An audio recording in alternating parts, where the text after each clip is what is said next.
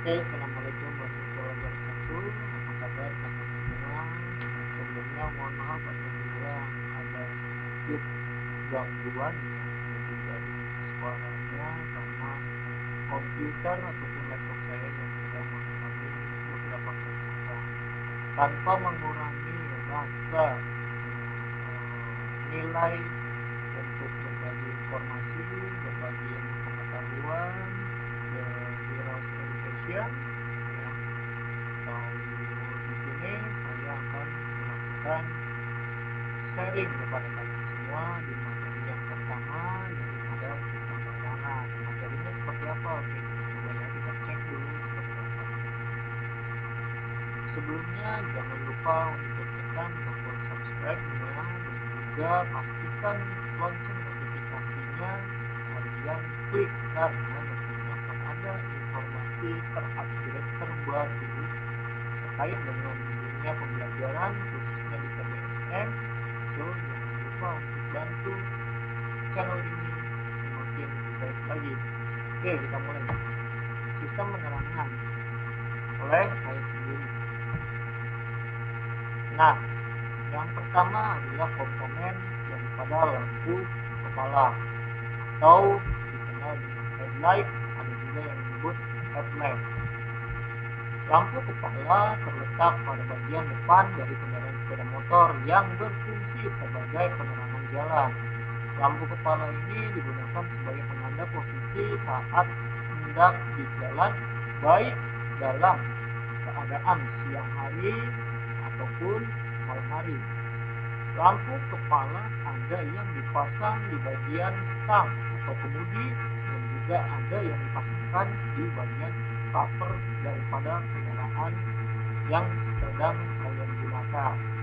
Lampu kepala yang dipasang di stang atau di kemudi itu memiliki sebuah kelebihan, yang mana jika ya kalian membelokkan kemudi kalian ataupun stang kalian, maka sinar dari lampu kepala ini akan mengikuti arahnya sehingga akan menyinari saat kalian akan membelok. Lampu kepala terdiri dari dua lampu, yaitu lampu dekat dan juga lampu jauh.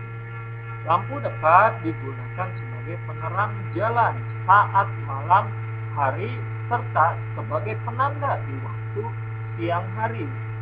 Lampu jauh biasanya dipergunakan juga sebagai penambah jarak pancaran sinar lampu ataupun sebagai tanda pengganti daripada klakson. Contohnya saat kalian hendak akan membalap kendaraan lain. Jarak sinar lampu kepala dapat berbeda karena lampu kepala menggunakan bohlam yang terdiri atas dari dua filament. Dan juga dengan adanya perbedaan konstruksi reflektor lampu juga membuat adanya perbedaan jarak sinar lampu jauh maupun dekat. Reflektor merupakan cermin cekung dengan bentuk parabola. Fungsi utamanya dari reflektor ini untuk bisa memantulkan sinar lampu serta menghasilkan cahaya yang fokus, sehingga akan dapat menerangi jalan dengan kondisi yang baik. Permukaan reflektor dilapisi dengan menggunakan lapisan khusus, yang mana biasanya dilapisi dengan yang namanya krom. Supaya mampu untuk memantulkan semua sinar yang sudah dihasilkan, nah, ini kita lanjut lagi ya. Setiap reflektor memiliki titik fokus yang akan menentukan jarak daripada sinar lampu dan jatuhnya sinar lampu tersebut di permukaan jalan. Titik fokus ini akan mampu untuk memantulkan sinar lampu sejajar dengan sumbu utama dari reflektornya. Nah, di sini ada gambar yang menerangkan bahwa ini adalah reflektor dan juga komponen-komponen daripada bagian lampu kepala. Jadi ada skru penyetel ya. Ada skru penyetelnya, ada reflektor, ada dudukan lampu, ada juga bola lampu atau bohlamnya itu sendiri, ada juga lampu kota atau lampu depannya, dan juga ada penutup sinar lampu serta kaca biasnya. Di situ sudah ditunjukkan berdasarkan keterangan-keterangan yang sudah diberikan. Jadi kalau kalian ingin lebih menghafalnya, maka kalian bisa kunjungi websitenya di clashero.com, cari saja materi pertemuan pertama tentang sistem penerangan. Kalian akan mendapatkan materi tersebut dengan gratis. Dan di gambar sebelahnya ada sebuah lampu atau bohlam yang mana di sebelah kiri atau di nomor 1 di sana kepala 2 filamen simetris. Ya, filamennya pun ada 2 kan, sudah dijelaskan tadi sebelumnya bahwa ada filamen untuk lampu dekat dan juga ada filamen untuk lampu jauh. Sedangkan di bagian sebelah kanannya itu adalah asimetris. Lampu kepala 2 filamen asimetris. Perbedaannya terletak pada bagian bawahnya. Ya, di sana kalau pada bagian asimetris ada massa, ada terminal lampu dekat dan juga ada terminal lampu jauh. Nah, seperti itu. Oke, kita lanjut lagi. Selanjutnya, di komponen dan sistem penerangan ada yang namanya baterai. Mungkin hal ini sudah tidak asing lagi di telinga kalian. Jadi baterai digunakan hanya sebagai sistem penerangan yang menggunakan tegangan DC atau direct current. Baterai sebagai sumber tegangan arus listrik utama untuk dapat menyalakan lampu kepala. Lampu kepala yang menggunakan tegangan DC atau direct current ini, nyala lampunya akan jauh lebih konstan ataupun stabil. Hal ini disebabkan karena langsung mengambil arus listriknya dari baterai. Jadi yang terbebani pada sistem penerangan DC adalah baterai. Dan berikut ini adalah contoh gambar daripada baterai. Ada GS, ada SD, ada NS, ada Insu, ada Yuasa, dan lain sebagainya. Selanjutnya kita masuk ke komponen yang ketiga, yaitu generator. Yang mana sebagai pembangkit tenaga listrik yang nantinya akan disimpan ke bagian baterai ataupun bisa langsung digunakan oleh komponen kelistrikan kendaraan jika lampu kepala yang menggunakan tegangan AC.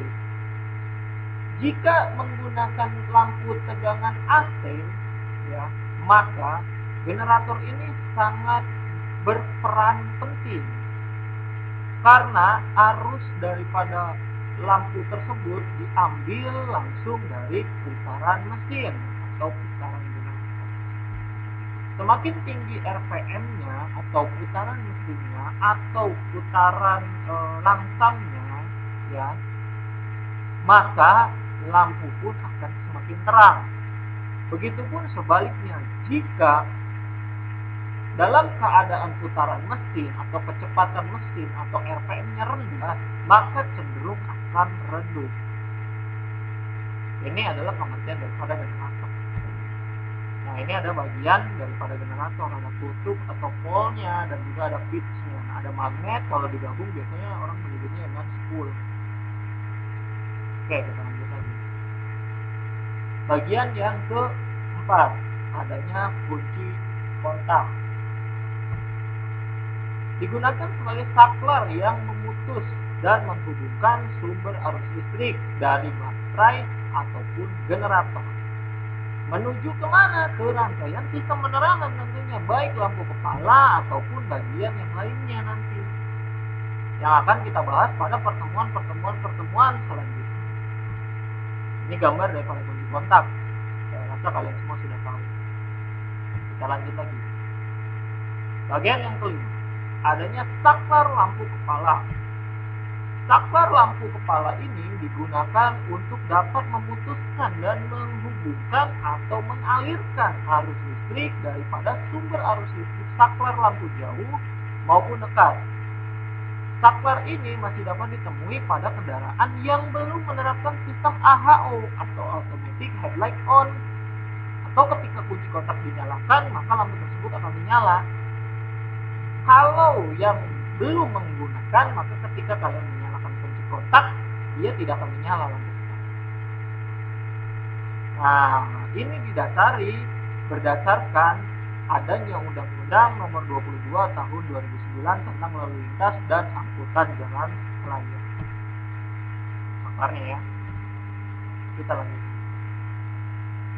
Lampu jauh dan dekat digunakan untuk mengalirkan arus listrik ke filamen lampu dekat ataupun lampu jauh.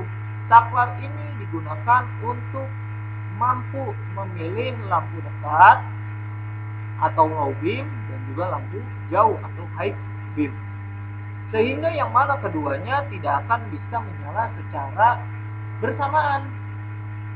Saklar ini biasanya ada di sebelah kiri. Nah ini ya, sudah. Kita lanjut lagi. Saklar beam. Saklar ini hanya ada pada kendaraan jenis sport atau motor besar atau motor batang. Ya. Fungsinya yaitu untuk menyalakan lampu jauh saat pas beam tanpa perlu mengaktifkan saklar lampu kepala. Biasanya digunakan untuk memberikan sebuah tanda atau sinyal kepada kendaraan di depannya bahwa saya akan mendahulunya atau kendaraan yang sedang kalian gunakan ini mau membalap kendaraan lain. Nah, itu yang ditandain ya. Selanjutnya adalah indikator lampu jauh. Berupa lampu kecil yang biasanya terpasang pada bagian dari speedometer yang dipergunakan untuk memberikan informasi kepada pengendara atau pengemudi kalau lampu jauh sedang menyala ataupun tidak menyala. Biasanya diberikan lampu warna biru. Nah, kurang lebih seperti ini. Bohlam lampu kepala merupakan sumber utama dari cahaya lampu kepala yang kerjanya dengan cara merubah arus listrik menjadi tegangan panas atau tenaga panas. Bukan tegangan ya, merubah arus listrik menjadi tenaga panas. Tenaga panas ini membuat filamen yang memijar sehingga dihasilkanlah sebuah cahaya. Cahaya yang mana cenderung kekuningan karena nyala filamen yang memijar kekuningan. Namun pada akhir-akhir ini bohlam sudah mulai ditinggalkan dan digantikan dengan yang namanya LED atau Light Emitting Diode yang jauh lebih hemat daya serta lebih terang. Ini contoh lampu ya, kurang lebih seperti ini gambarnya. Jadi ada beberapa bohlam-bohlam atau lampu LED yang saat ini sudah digunakan dan ini lampu kota atau senja masuk ke dalam sistem penerangan dikarenakan saat saklar lampu kepala dinyalakan, maka lampu kota juga otomatis akan menyala. Dulu, lampu kota sering dipergunakan sebagai penanda saat sore hari saja ataupun belum gelap, atau dipergunakan sewaktu kondisi yang mana memberikan tanda posisi kendaraannya berada di dalam raya. Nyala lampu kota lebih redup jika dibandingkan dengan lampu kepala karena dayanya lebih kecil. Lampu kota biasanya dipasangkan di lampu kepala dan warna cahayanya sama dengan lampu kepala. Next, lanjut lagi ke lampu belakang. Fungsinya sebagai kode atau sinyal terhadap pengguna atau pengendara yang berada di belakang kendaraannya. Ya, jadi ketika kalian menggunakan lampu belakang, maka memberikan sebuah sinyal atau kode gitu kan ya kepada kendaraan lain yang ada di belakang bahwa kendaraan Anda sedang memperlambat kecepatan atau laju daripada kendaraan sepeda motor. Lampu belakang ini biasanya berwarna merah dan menjadi salah satu lampu dan menjadi satu dengan lampu rem. Ya. Lampu belakang ini redup jika dibandingkan dengan lampu rem, sehingga walaupun warnanya sama namun bisa dibedakan antara keduanya. Biasanya ketika kalian menekan rem atau menginjakkan rem atau menekan tuas rem, itu di bagian lampu belakang akan ada dua nyala lampu. Yang pertama ketika kalian menyalakan lampu redup atau lampu senja atau lampu maghrib, maka lampu belakang itu juga akan menyala, tapi cenderung lebih redup. Nah, ketika terang itu kalian menekan tuas, ini menginjak tuas rem belakang ataupun menarik tuas rem atau handle rem depan maupun belakang. Selanjutnya adalah lampu plat nomor. Nah, ini sudah mulai nih. Kendaraan sudah mulai banyak menggunakan ini. Didesain sepeda motor baru membuat posisi dari plat nomor ini dan lampu belakang semakin jauh sehingga cahaya lampu belakang tak dapat menyinari plat nomor dengan begitu baik. Lampu plat ini digunakan untuk menerangi plat nomor saja agar terlihat saat malam hari. Lampu ini dirangkai secara paralel dengan lampu kepala, lampu kota ataupun lampu senja dan panel instrumen speedometer sehingga akan ikut menyala saat lampu kepala dinyalakan. Jadi sebenarnya yang menjadi dasar untuk mempelajari ini ya adalah bagaimana kamu nantinya bisa merangkai lampu kepala, lampu rem, lampu kota atau lampu senja atau instrumen yang ada pada speedometer. Karena semua berdasarkan pada lampu kepala. Jadi nanti kalau lampu kepala sudah menyala, kamu bisa lakukan paralel atau melakukan rangkaian secara paralel sehingga bagian-bagian yang lain pun akan ikut menyala. Lampu speedometer berfungsi memberikan pencahayaan pada panel instrumen speedometer, tachometer, full level atau bensin dan lain sebagainya. Lampu panel instrumen ini akan menyala saat lampu kota dan lampu kepala menyala. Tanpa adanya lampu panel speedometer, semua parameter pada panel instrumen juga tidak akan terlihat atau tidak terbaca secara jelas sewaktu tiba malam hari. Ya, jadi perhatikan juga pada panel speedometer. Ini jarang sekali orang memperhatikan karena cenderung ya udahlah nanti aja. Ini kan nggak penting gitu kan. Tapi ternyata kalau kita berpikir orang perusahaan itu membuat sebuah kendaraan dengan standar mungkin dengan dengan aturan yang seharusnya, maka dijaga dengan seharusnya agar menjaga keselamatan pengguna nantinya. Seperti itu. Kabel atau soket. Komponen sistem penerangan yang dihubungkan dengan kabel-kabel soket sehingga membentuk sebuah sistem penerangan. Kabel berfungsi untuk mengalirkan arus listrik, sedangkan soket digunakan untuk menghubungkan kabel dan komponen sistem penerangan. Soket juga dapat memutuskan dan menyambungkan antara bagian kabel dengan mudah dan tanpa perlu merusaknya. Nah, kurang lebih begitu gambarnya. Oke, thank you for watching this video. Terima kasih sudah mengikuti proses pembelajaran dengan baik. Tunggu pertemuan selanjutnya. Jangan lupa kunjungi website kami di link deskripsi ini ya. gg.gg/komponen sistem penerangan. YouTube saya ada The Heroes Family dan juga ada The Heroes Education dan sosial media saya. Terima kasih. Jangan lupa untuk selalu berhati-hati saat melakukan proses pembelajaran, simak dengan baik dan jangan lupa untuk selalu yakin bahwa setiap proses tidak akan mengkhianati hasil. Thank you.